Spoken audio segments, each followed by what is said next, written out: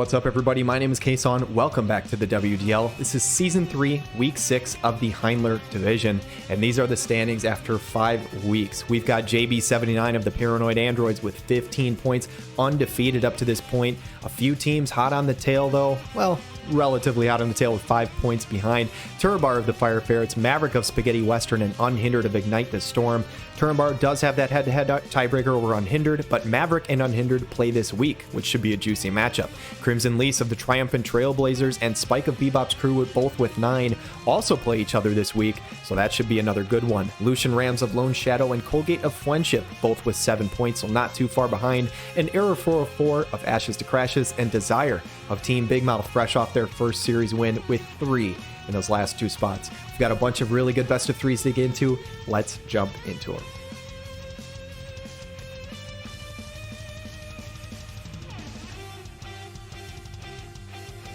Heading into the series between Team Big Mouth and Lone Shadow, and Dezaire put everybody on notice last week with an upset victory over Turambar of the Ferrets.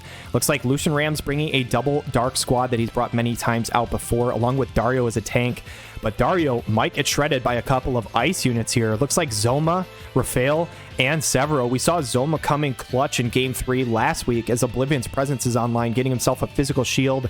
And also he's able to lower that bravery, which can be really effective versus some of these physical units. So it should be an interesting series here. Heart of Flutter coming out from the Dario, though, getting that unit tech resist as well as the movement increases. Severo should be able to safely get his courage online, though, and it also gives himself some haste for like 5 turns. Revitalize comes out for Rafael, so tons of AP here. And Shadowlinks we've seen pop off many times before for LucianRamz. In fact, she might be his MVP of his team to this point. Zoma, what is he going to go for here? He's going to go for Padfoot, so hate down and haste. And he is a very scary unit. I think he is a much forgotten unit, but he can put in a lot of work. But speaking in putting in a lot of work, this is a Veil of Woe Sephiroth with about 12,500 HP. He is very, very scary. Saintly Wall coming out from the Dario here, though, getting that physical shield. Only really going to matter versus the Rafael. The other 2 units really won't care a whole lot about that. Can Zoma reach damage here, though, against this Shadowlinks? Does he have the accuracy? He does not go for anything.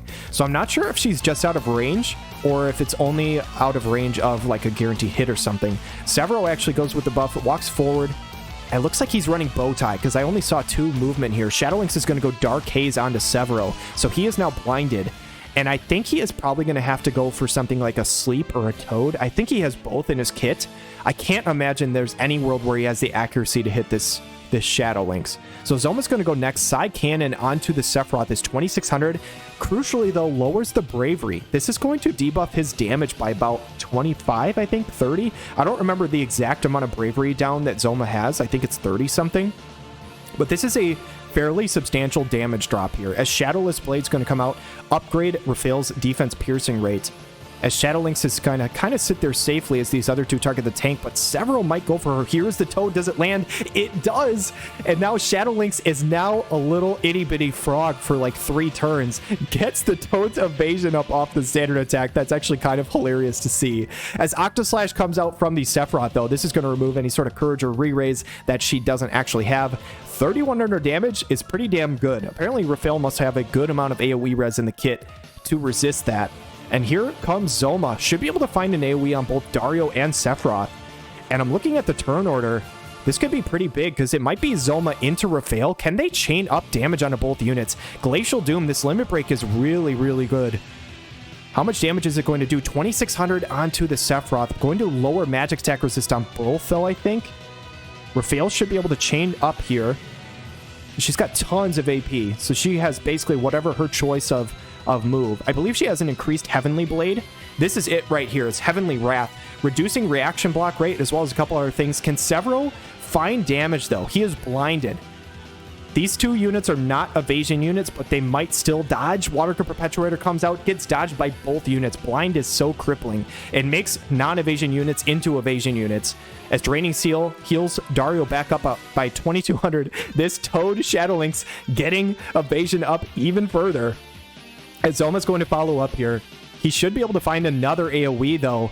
Can he find a kill on either one of these units? If he does, it's going to be pretty massive. I don't know if he's going to have enough damage, though. Crack +1 Never mind. Disregard what the hell I just said. That just did 10k to Sephiroth. I don't know what just happened, but that was absolutely nuts. Condemning Blade comes out, and just like that, Dezaire is looking really good as this rebirth Toad comes back to life. But I don't think a frog is going to stand a chance against this blind man, a ninja, and whatever the heck monster this Zoma is. And Dezaire, with their first series win last week, is looking to close out another game win here. Holy cow. A standard attack coming out from the Toad. Finally, Shadow Lynx is back up to bat. Does she have decreased evasion when she's in Toad form? I'm not sure, but Raphael has the accuracy to clean this up. That is a Game 1 victory for Team Big Mouth. Heading into Game 2, guys, can LucianRamz stop this hot streak that Dezaire's got going? He started the season 0 for 8, but he's won his last 3 games against some pretty good competition here. Does he keep it going, or does LucianRamz stop the train right there? Looks like King Mont, Terra, and Shadow Lynx versus a Stern, Wing of Destiny, Sakura, and Liarte composition. So King Mont going into the party, getting that AoE buff, and Stern, Wing of Destiny is going to do something similar with the Pinion of Steel, giving himself some AP, getting AoE resist up on the party, accuracy as well. Could be pretty helpful versus this Shadow Lynx, as Terra is going to get some courage online for herself. I will say, though, Sakura does have courage removal with her Rebel Intention skill, which could be pretty major here, as the Spirit Piercing rate, a couple of other buffs for her and the Liarte. Obviously, Liarte's not really going to care about those magic attack buffs and stuff like that, but she will care about this haste and reaction block rate that she's got going on from the King Bradley TMR. Caleb's Pride from King Mont here, so getting CT up and defense up. He's going to slowly try and start closing this gap. I will say Shadow Lynx is probably going to traverse the map a lot quicker than he is. So can she live long enough for them to start attacking the King Mont instead, as Magic Tech Barrier comes on for Terra? She's rocking what I think is probably a pretty cool sword skin. It is possible that she's running that sword, but I think it's probably just a cool skin. And Sakura going to start channeling a spell. It's going to be Thunder's Protection. This isn't going to matter a whole lot, except it could nerf some of the damage coming out from the Shadow Lynx. And Liarte not really going to use anything here. She's out of skills, so she'll save herself about 200 CT by not acting. Stern Wing of Destiny is up to bat, though. Goes for Jealous Wrath, so if he didn't use enough awesome buffs already, here is the Berserk buff. If he lands that onto somebody like Shadow Lynx or Terra, that could actually be pretty major, and it might be Berserk Wars between the two teams, as King Mont obviously also has Berserk in his kit. So Sakura going to go Padfoot, Sorrow TMR, and man, oh man, so many buffs coming out from both sides here. We are finally going to start battling very soon, I think. Liarte should finally be in range. What does she go for? What skills are turned on or off? And she's going to go for Shadow Devour. We've seen this on the tank be so crucial before, and it lands both status effects. That is absolutely crippling. When you're going against Liarte, you got to have some poison or immobilize resist, because she is just absolutely major. But the Meltdown Plus absolutely melts Liarte down to the ground. But did Liarte do her job before she disappears? Here's the Eternal Pain coming out from Sakura, and this is going to hit Terra for a good chunk of damage, I imagine, but it looks like partially dodged by Shadow Lynx. I think it actually hit twice out of 3, which is not bad considering. Stern Wing of Destiny might be able to follow this up here with a Limit Break for himself, though. I think all 3 are in range for this. It's actually 100 edges instead, which is enough to kill the Shadow Lynx. I think that might have even removed Re-Raise. I think she had Re-Raise on. Maybe that was last game. I don't know. Maiming Slash misses the Stern, though. So, and a somewhat dodgy Stern coming out here misses the attack. And this is looking really rough for LucianRamz here. Sakura should be able to follow this up. If this is a Rebel Intention, it is. Terra is not long for this world. Again, Sakura with that courage removal looking major, and another Maiming Slash misses here. Is this a really dodgy Stern or just a really inaccurate Mont? I'm not entirely sure. Maybe just a really unlucky Mont. You never really know, but Aegis Crush is going to start whittling this guy down. Sakura should be able to clean this up. And would you believe it? Dezaire, who had a rough first 4 weeks, has come to play in these last 2 and absolutely crushes 2 weeks in a row. GG's and congratulations.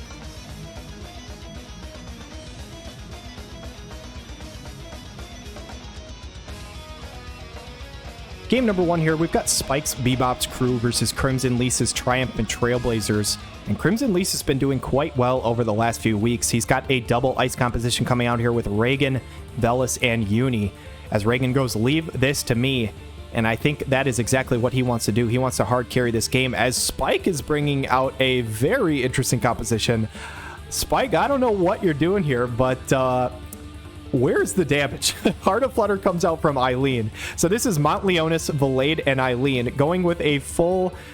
It's not technically non-UR team, but in our format, it's below the UR cost, as this is a total of 160 from his comp. So what does he have in the cards here? Punishing Slow Arrow from Uni only does 2,600 onto the Mont, and Velis is going to go next.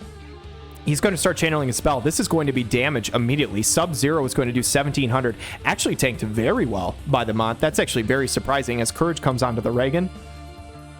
What does Valade go for? I don't think Mont is low enough to catch a heal yet. Actually, he might be. I'm looking at it. I think he's about 60%. Kurata's going to go for 4,900. And Eileen's going to go... Oh my god. I'm sorry for disrespecting you, Aileen. I said, where was the damage? And that was 10k onto Reagan. Okay. Piercing Impulse. That is a shitload. He does have that self-heal, though, and it brings him up to full. And is Aileen going to live a hit? Yes, she is. She does live this hit. Crimson Blade Strike does a good chunk of damage, though. And Mont steps forward with a Taunting Blade. Did that do enough damage to Uni to catch a heal from Velis? Punishing Slow Arrow is going to hit the Mont. That is my question, because if it didn't, Velis was going to attack and kill this Aileen. For Spike's sake, he needs this Velis to heal this Uni. I think that is what he's going to go for. Valade is going to go next. Does he get a heal off onto Aileen in time? It actually is just a Kurata onto the tank. Snow Healing does hit everybody, though. Can Aileen do a big AoE? She doesn't have that many in her kit. Piercing Impulse does so much damage, though. It just murders the Uni a ton onto the Reagan, but he still has Courage online, and there is a Velis ready to heal. And I will say... I'm sorry for disrespecting Aileen, but regardless, there's not much else damage from this comp. Oh my god, the miss from Mont. That actually might be huge, because that could have procced Courage potentially on Reagan. He's going to catch a heal, and it's going to be hard to get him back. Now, Valade does have full life in his kit. If he can go for this, which I think he should, and land this onto Aileen, it's going to whiff. Of course it does. Unfortunately, we don't get to see Aileen pop off again for another 10k damage combo. Honestly, if she was able to do that on the Velis, this might have been a game win for Spike. I actually don't think she had enough AP. I just looked, she only had 8. So Valade, what is he going to go for now? He goes for the raise on Mont, and of course that lands. That totally makes sense, as Reagan is going to land the kill onto the Mont. This is now a 2v1 in CrimsonLyse's favor. And GG's, I would say. This looks like it's about to be over, as Sub-Zero is going to kill the ice unit here. That is a Game 1 victory for the Trailblazers, who remain triumphant. Game 2, and it looks like Spike is running Astrius, Aileen, and Valade. And I will say, I actually like this comp a lot better than the Mont Aileen Valade this time, because Aileen did quite a bit of damage. But it looks like a Sword Knight team coming up from CrimsonLyse. I didn't even realize that he can make a full Sword Knight composition, but Lilith, Whisper, and Lightning all work on Sword Knight cards, and they actually just received a brand new one from the FF5 collab that is actually very good for Lightning low-key, because it gives her 30 physical Maneater, which is good on her follow-up attack. So I would be shocked if he's not running this new card, actually. Nighthawk goes onto the Whisper. Honestly, 3k is not that bad, considering that Whisper can get a ton of Pierce res. The Keenblade coming out from Lilith, though, so which we have not seen a whole lot from Lilith yet, as the Ready to Pursue buff comes out from Lightning. So it gets that barrier and the follow attack ready to go. Divine Virtue. So this is a better version of the Divine Healing buff that Knights get. Also gives her some AP restore, which is nice. And Valade, he's going to start channeling a spell for Barblizera on her, or him, excuse me, and the Astrius. What does Whisper have for a follow-up? Actually just Revitalize. So not able to find the Aileen.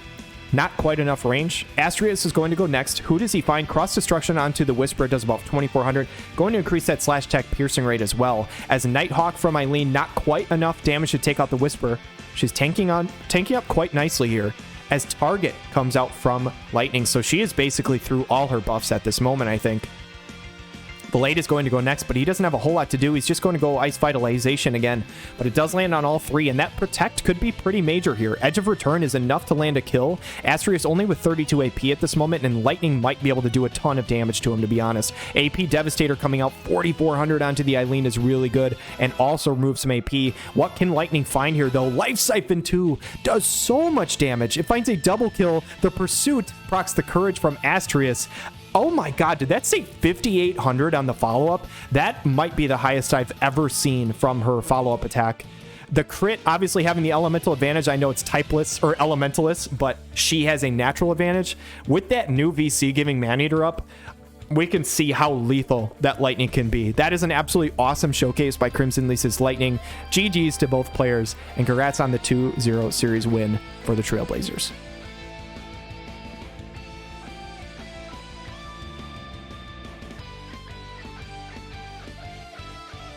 All right, guys, we've got the red team versus the red team, and the red team is rocking the Mariel, the Winter Victoria, and the Perrine. Seriously, in all seriousness, JB79 on the Paranoid Androids with the double water plus Mariel composition. On the other side, Ashes to Crashes, rocking the Oberon, Celis, and Balo team.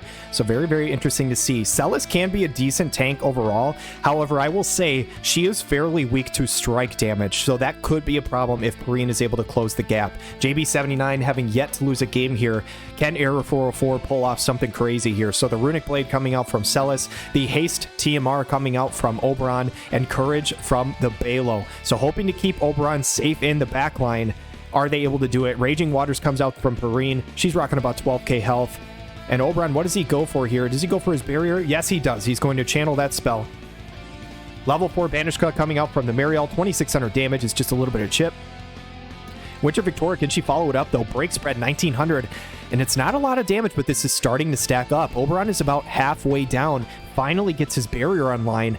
Celis needs to get forward to soak up some of this damage. Elegant Spinning Edge though. How much damage can this do for Error 404? Only 416. Mariel is an absolute beast of a magic tank. Oberon going to walk forward. Does he jump up into the sky? He does, but not really. He's going to 8-path Dragon Shine here. This is the limit break, dropping elemental resistance. Does a lot to Winter Victoria, but she survives it. Enough AoE resist built up somewhere there to survive. Vortex Kick is not quite enough to kill Oberon. Balo is going to go next here.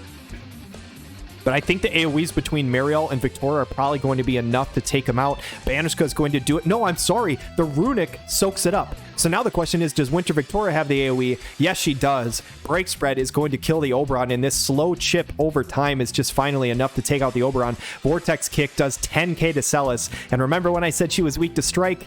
That shows right there. Mariel is going to go next. Level 4 Banishka with 1400 damage. Balo, unfortunately, buddy, does not have his 140.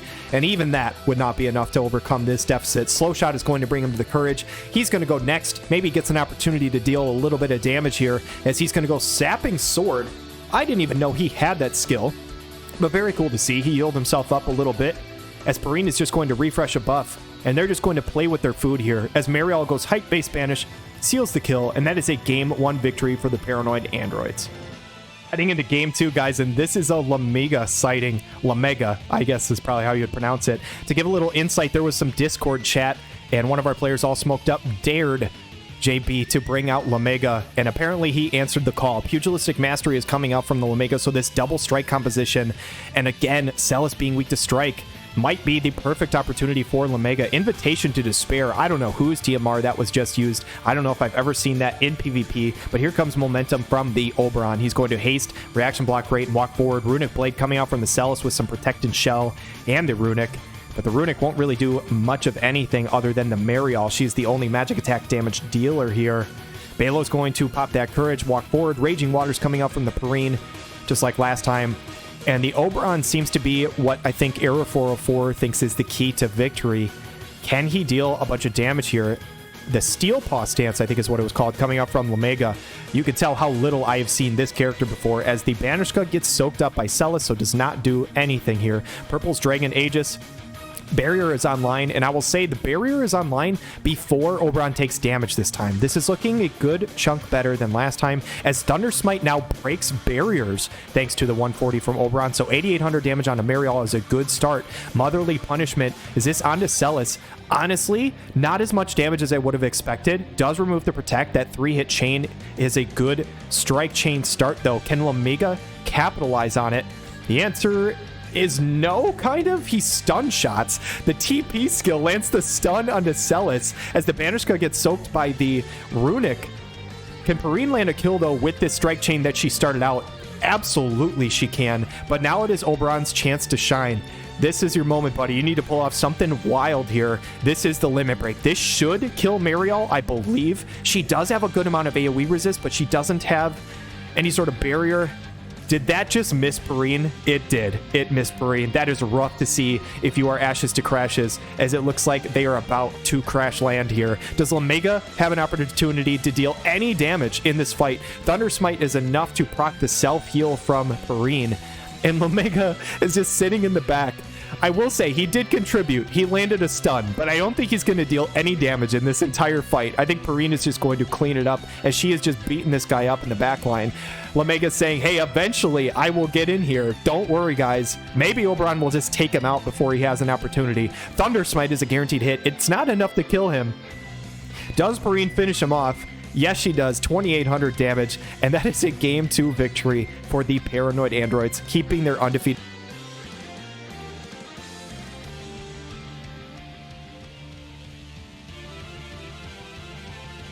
Game 1 of Fwendship versus the Fire Ferrets, guys, and this is an interesting team comp coming up from the Fire Ferrets, bringing a little fire to this composition with the Sweetheart Ildira, along with the Edward Elric and the Shell. Subterfuge coming out from the Sweetheart Ildira, as Shell is already channeling a spell here. Edward's going to go Auto Mail's Crux, so he is ready to go. King Bradley, an absolutely terrifying unit on the other side, but I will say if there's any unit who counters him, Edward is a very good one at doing that. He's rocking about 10.5k HP as the mom and pop team with King Bradley. We've seen this many times before coming out from Colgate. Who is going to get the edge in this one, though? Guard Haste comes out from Edward, so he is ready to roll here as King Elda going with the Leonis barrier to get that hate up and the hate and the barrier. Excuse me, I said barrier twice, so that sounded kind of weird, but here comes Shell. Going to go for another haste, I imagine. Actually, with this movement, it might be a quicken. Oh, God, and this could be over before it starts. Wallbreaker breaks the barrier. This should be a quicken from Shell onto Edward again, and this could be very, very scary. And then there's an evasion unit backing up. Helena Leonis, what is she going to go for?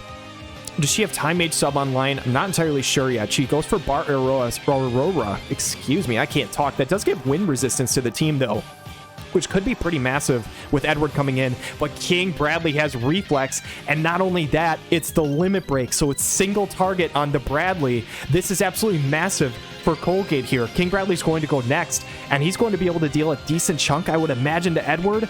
I say that, it does almost nothing, 1,800 damage, but it does remove the haste, which could be pretty big here. But Void Piercer from Papa Leonis, 3,600 damage, doubling the amount that Bradley did. That is very, very nice. I know Edward can be built to have a ton of earth resistance. Fatal Bind is going to one-shot the backline Helena Leonis, though. And this still looks decent for Turambar, I will say, unless they can get rid of this Edward here. How much damage can King Bradley do? Calculated Rend on the entire party is going to kill Shell, deal some chip to Edward, but the accuracy is not there for the Sweetheart Ildira, as Adamantine Pillar Transformation does so much to both units. That courage still there for the King Bradley, though, as Piercing Vengeance takes out Edward, and now Sweetheart Ildira is in a 2v1. But here comes the Limit Break, and this might allow her to go twice in a row. And we talk about King Bradley having absolutely ridiculous CT stuff going on in his kit. Well, Sweetheart Ildira has that same stuff with her Limit Break. What is it going to look like? She's going to go again immediately. This Limit Break is so good. It's going to allow her to chain with herself. Tiger Maw is going to pick up a double kill, and that is a very nice Game 1 victory for Turambar and the Fire Ferrets. Game number 2 here, and Fwendship is rocking the same squad. Fire Ferrets changing up a little, though, bringing in Lucia instead of Sweetheart Ildira. So double wind into the Bradley. And I have run this team before in Arena, guys. Lucia and Edward doing a tremendous job versus the King. We'll have to see how he responds to this. This is going to be very difficult to overcome, I think. King Bradley is going to start this off with Poise, so just like last time, this is looking very, very similar to game number 1. So are there any adjustments coming out from Colgate? Bar Aurora comes out from Helena on her and the Bradley. But maybe a little adjustment here, maybe getting Helena out of the way of an AoE. This could end up being a big deal if she has got her White Mage on to heal units back up. So we'll have to see. The Leonis Barrier coming out from Elda again. So he's ready to tank up some hits, as long as the barrier doesn't get broken from Edward here, as he's going to go Words of Reproach. So this is his own TMR, so he is hasted up. He's got unit attack resistance and regen, and he's going to be hard to get through for this Bradley. He catches a Quicken. Wall Breaker is going to do 5,400. That did so much more than last time onto the Elda. I don't know what the changes were, but Sharpshoot is going to chain together, and this tank is down. And King Bradley, as much as I say he is probably the best unit in the game, did less than 1,000 damage to Edward right there. That is how hard Edward is geared to beat this Earth comp, and that is absolutely terrifying for Colgate here. Shell is going to start channeling a spell. That is a quicken, and Edward, I think, is going to take care of this guy very, very swiftly. Here is the limit break. This time it does not get reflexed. It's going to absolutely massively drop that defense. 11.7k is enough to bring him to courage. And man, oh man, Edward is just absolutely demolishing this King Bradley. He is going to go next. Calculated Rend is going to hit all 3 units, and honestly, that was tanked insanely well by Lucia, as well as, was that a counter or a standard attack that just did 9k from Edward? What the hell was that? As Helen is going to guard haste herself, and honestly, how much earth resistance is in this comp from Turambar? That is incredibly impressive, but GG's, very well played by the Fire Ferrets.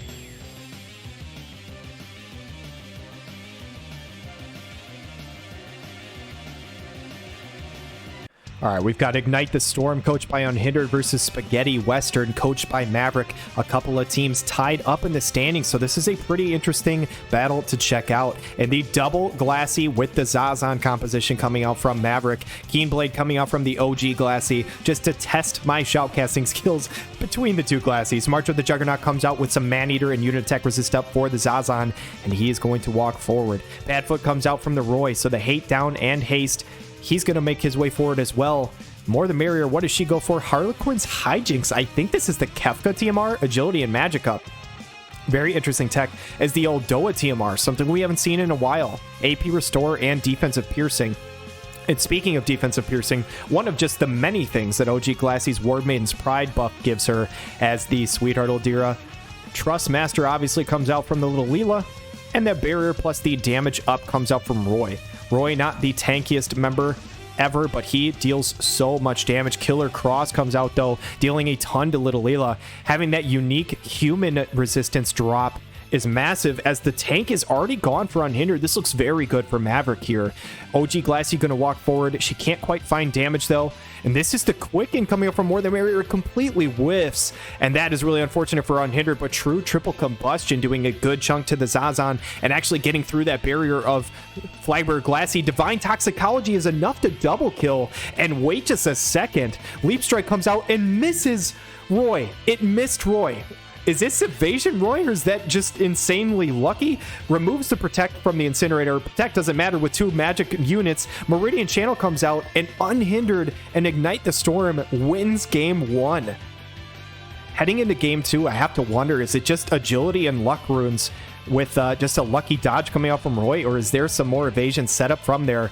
Not entirely sure, but a different comp coming out from Maverick. Renell, Lucio, and the Resnick. So interesting composition coming out here, as Lucio is going to go Boon of the Lion, getting AoE resist as he walks forward.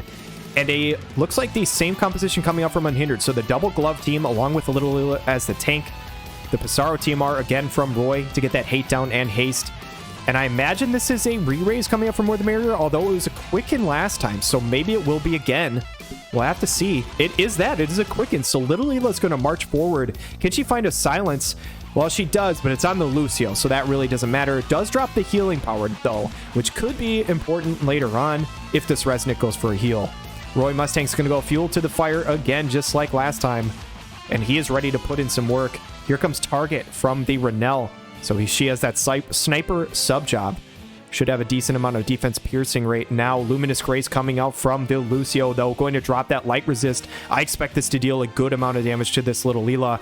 And oh my god, did I say good amount? I meant monumental amount. That is damage cap one-shotting the Little Leela. Divine Toxicology only does 1700 to the Lucio, and this is looking much better for Maverick at this point. Roy Mustang, you gotta pop off to have a chance here. Incinerator only doing 4300.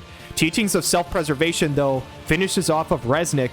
More the Merrier is going to go before Resnick. Can More the Merrier find a kill somehow onto Lucio? Crescentic Break is not enough to kill her.